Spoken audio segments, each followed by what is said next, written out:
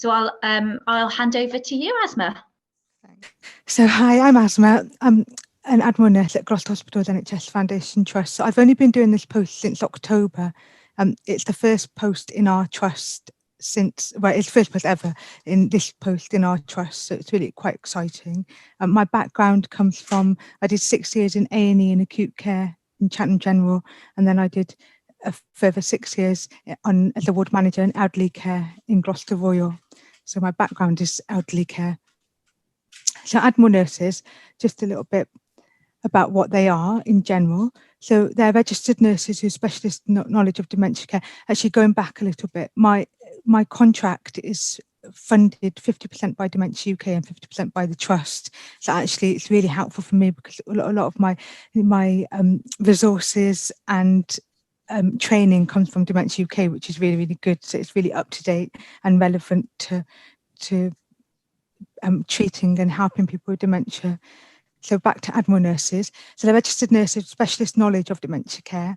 It's about providing support to family carers and people living with dementia throughout their whole trajectory of dementia. So this is really different to what I used to do, because obviously when I was a ward manager in the hospital, it was about working with patients and getting them better and actually getting them home. But this now involves supporting the carers, and that's what I find really, really interesting and actually really exciting, because it's a different aspect to the role that we've ever done before. It's also about providing education, leadership and development and supporting my colleagues. So I do work between Gloucester and Cheltenham. I have an office in Gloucester, but I take my referrals from both Gloucester and Cheltenham and work with them. With Gloucestershire, actually, as a county, we're really good in that we have a really good supportive community network in terms of we've got a dementia specialist, we've got a consultant dementia nurse, and then we've got lots of dementia advisors, the Alzheimer's advisors, and they're all really good. So we all work together really well. So if they know that they've got one of their people with dementia who's been admitted to hospital, they can contact me and I can support them throughout their stay in hospital, and then I can then hand them back to their dementia advisors back in the community. So it's a really nice closed circle to make sure that and that's what we want, is that in Gloucestershire, I think it works really well in Gloucestershire, because we want everyone to be able to get support throughout their whole life. And as an acute nurse, I'm still an acute nurse, so I still only work with patients that come into Gloucester, that are admitted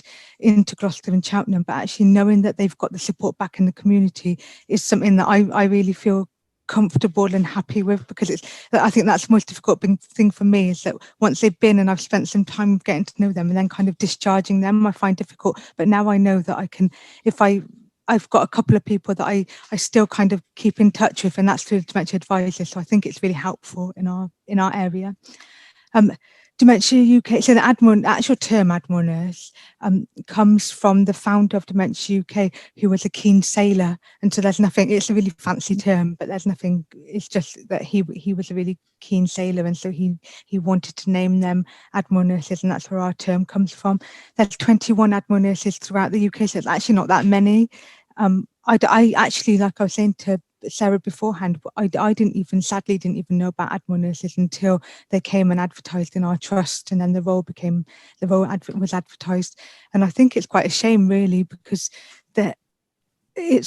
I think that fact that we can actually support the person with dementia and their families, especially now during lockdown, and that now that lockdown's easing and we've got more support for people, I think it's going to be really helpful for them. And I kind of hope that there would be more nurses. So it'd be interesting to see if more and more become available. The aim, so this is what they aim for us. They aim for us to improve family carers' well-being and quality of life, and we're seeing that more and more now. We talked about this slightly beforehand, but it's the decline in people with dementia in terms of their condition, their lifestyle. So just we're seeing in hospital increased number of falls, decrease in their nutrition, decreasing their general well-being. So that includes their nutrition, their hydration, their emotional well-being, and that was all affected by lockdown. So it's going to be really interesting to see in the next year or two as to what impact this has truly had on them and on their family carers and as a whole, that whole package, their whole quality of life. And I don't know the figure offhand, but there's the amount of carers who have, they're involuntary carers, they've kind of been pushed into role purely because of COVID. So it'd be interesting and really nice to be able to support them in kind of taking away some of their stress and helping them get through the years to come with the deterioration of their loved one with dementia, and actually how we can support them best back into once they're in hospital and actually once they get discharged again. It also involves enhancing the person with dementia's ability to adjust and cope with dementia, working with the MDT, the multidisciplinary team, to ensure that we make individual cases, we manage individual cases. And that's what's really nice about my role, is that I can take on one-to-one cases and really support them throughout their stay in hospital. And then when they get discharged too, which is really nice, because it's in, you know, as a normal nurse in hospital, we look after the whole wards and kind of, we then discharge patients, but we don't then follow them up. So actually having individual caseloads is really nice to build that relationship and kind of know the person as a person and not just as someone that comes into hospital. It's knowing that person. What I love about my role is that I can tailor their needs. So if they, you know, I'm doing a big project at the moment about enrolling This Is Me's and finding out what the person really liked and still continue to like, and then making sure that we kind of enroll these into their care into the hospitals. It becomes more really holistic and personalized care, which is that's the part that I really enjoy the most.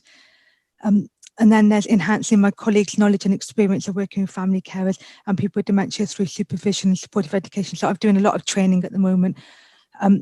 Like I said, in the community, there's lots of training packages available already. So I'm kind of using them and embedding them into our practice in the hospital, so that there's kind of a one Gloucestershire approach. So we're not doing too many different things. It's kind of one together, making sure that we're all saying the same things and we're all focusing on the same things.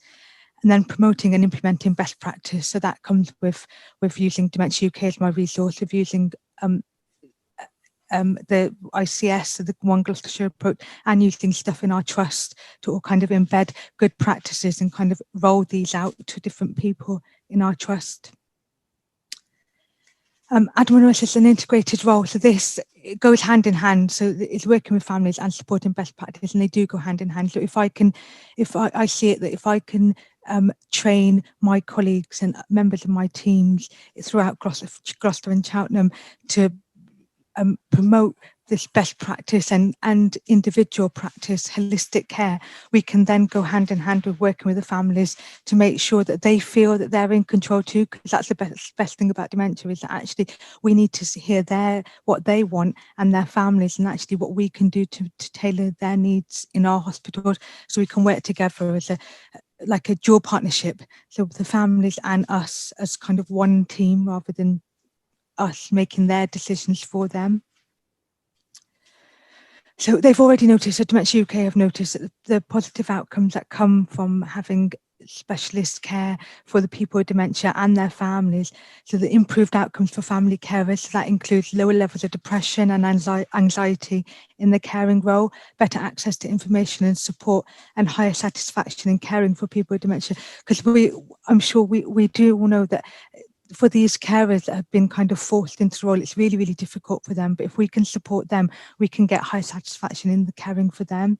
Improved care, improved outcomes for people with dementia, so improved well-being and quality of life, better access to services and care. And actually that goes hand in hand with reduced GP call-outs, reduced inappropriate acute hospital admissions, reduced use of formal social care services, delayed transition into care homes, and better support for generalised professionals. So they kind of, as a whole, they go really well together. So if we can get it right, this will be, there's a lot of good that can come out of it. So why do we need Admiral Nurses in acute settings? 1 in 4 hospital beds are occupied with someone with dementia. I think between Cheltenham and Gloucester, we've got an approximate of 1,000 beds. And at any one time, we've got 25 to 30% of people with dementia occupying these beds. So that's a high proportion already. And I'll say from now, the true, I don't get a true reflection of that in my referrals, and that's what I'm trying to roll out, is that if we can get more and more referrals and more support, we can truly get that support for those people with dementia. People with dementia have poorer outcomes in hospital than patients with no cognitive impairment, including increased length of stay, increased likelihood of discharge to a long-term care setting, and increased mortality. And that we've already seen. So in our trust, before I came into my post, they actually did a dementia improvement plan in our trust. And one of the things that they noticed was that the increased length of stay. I think top offhand is a patient that had a patient with dementia who had more than five ward moves had roughly an approximate 28-day increase in their length of stay. So you can see in itself, that's a month roughly in their increased length of stay, when potentially they wouldn't need it. And that's purely down to communication, just people not knowing them on the wards, being able to tailor their needs. And so already off that, I've started a pilot study, which started in, I think it was the 2nd of April we started it. I've got 3 wards where we've done 2 wards are doing, we call it do not transfer. So we've got certain criteria of patients that they cannot transfer. They don't only include, so it includes end of life patients, people with dementia, people with other mental health conditions, people with learning disabilities, and there's a couple of other things that we've included in there, that they cannot be transferred at all unless there's a couple of exceptions that they can be moved. For example, if for example they're on they're on the elderly ward, so if they developed a stroke or had some sort of other acute change and they needed to go to a specialty ward, then they can be changed. But for generalisation, they just stay on the same ward, so they cares better. And it'd be interesting. So that pilot finishes. I've got 3 weeks after that pilot to finish. Once that's finished, I can then have a look at the results and look at actually what we can do as a trust to embed these so that we don't move people with dementia around the hospitals. So there's a lot of exciting things coming from that. And then carers of people with dementia also have a negative experience, and I'm finding that a lot, is that actually is the poorer communication, relationship conflicts. It's been more and more difficult for them. It is easing slightly, but for the fact that they haven't been able to come to our hospitals. So there has been some strict, for obvious infection control reasons, there has been some strict reasons to stop hospital visiting. We have been quite lenient in our hospital in terms of having people with dementia, but even then it has to be someone with complex dementia, not just, if someone's in their early stage of dementia, we've had to be strict and say no. But actually now that lockdown's easing and hospital, I think it's been 2 weeks since we've had visitors coming into our hospital, we've already seen a massive difference in that. So hopefully we can carry on embedding that. But it's just interesting because there's a lot of communication's always a massive barrier, and carers feel that they can't always talk to the staff, and actually if they can come to me and talk through me, and I can kind of be that bridge. And we're finding it's been really helpful for carers of people with dementia to support their needs and making sure that they've had lots of challenges through lockdown. Actually, if I can support them and be that bridge when they come into hospital, when they're trying to communicate with what's going on, in hospital it's really easy there's lots of staff there, and actually having one person that has that knowledge and can share that knowledge all the time, we're finding that's really helpful. So there are lots of benefits from it. And then to refer to me, so it's just my name and then at nhs.net or my phone number. I'm quite happy for either or to be used. And what's important is that anyone can refer. So if their loved one, the carers, the families, the person with dementia, if they feel they can refer. Any professionals can refer, friends, visitors, anyone that feels that they would like some support or feel that they know someone that would need some support, they're more than welcome to refer to me, and I can see if I can support in hospital. I have got a poster that we're circulating. So it's Dementia Action Week next week, and I'm circulating these posters from then onwards to kind of promote the service, promoting them on the wards, promoting them through the community. So if there's anyone that feels that they want to use the support, or just want a little bit more knowledge, or just a few questions, they might not even need support throughout their stay, but just a few questions that need answering, then obviously they're more than welcome to kind of get in touch and kind of go from there. So that's kind of a whistle-stop tour on Admiral Nurses. Yes, I'd just like to put a plug in for the Admiral Nurse Helpline that is, I think, is it 8 o'clock to 8 o'clock That's every right. day. Except, and weekends are slightly shorter hours, where you can just ring up and ask for advice on the on the spot. Incredible, very, very good. We can, well, they are looking at the moment into building on more nurses, Admiral nurses in our trust. So hopefully, when there's more, I think it's capacity, because there's, as you can imagine, there's a lot of patients that need support in Gloucester and Cheltenham, and I'm not getting all of them at the moment. So it would be making sure that the service is actually viable and works well, and we can support the people best we can. If I opened it up too much at the moment, it's just me and my team. That's only me. So if there was any, it just wouldn't work, I don't think. So do you are you informed of every patient that is admitted into hospital with a diagnosis of dementia? So that is how it's going to work. We're changing at the moment, no, but I'm working with our EPR teams, our electronic records team, to do that. So once that's done, we're working on it at the moment, it'll take a couple of months, but once that's done, yeah, so every patient that comes in with a diagnosis of dementia will come straight to my email. Then I can then follow them up to see if they need support, and if they do, I can carry on following them up, and if they don't, I can kind of leave it there, but at least I know that everyone's come in. That's brilliant.